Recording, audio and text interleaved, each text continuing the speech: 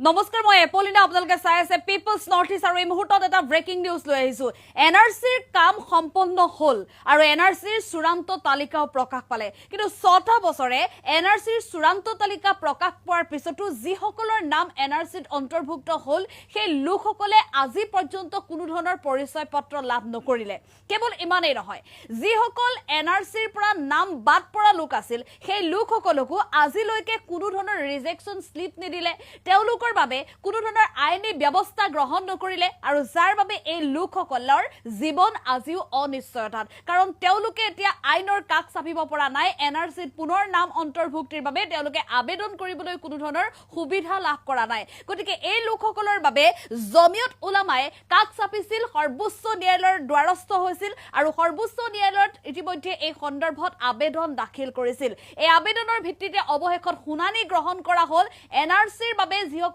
লোক হাৰাশাস্তিৰ সন্মুখীন হ'বলগীয়া হৈছিল সেই লোকসকলৰ হৈ জমিয়ত উলামাই দাখিল কৰা আবেদনৰ ভিত্তিতে সৰ্বোচ্চ ন্যায়ালয়ত শুনানি গ্ৰহণ কৰা হয় আৰু এই শুনানিৰ পিছতে কেন্দ্ৰ চৰকাৰ ৰাজ্য চৰকাৰ আৰু মহাপঞ্জীয়কলৈ ইতিমধ্যে নিৰ্দেশনা জাৰি কৰিছে সৰ্বোচ্চ ন্যায়ালয়ে লৈছো এই মুহূৰ্তত পিপলছ নৰ্থ ইষ্টৰ দৰ্শকৰ বাবে এই খবৰ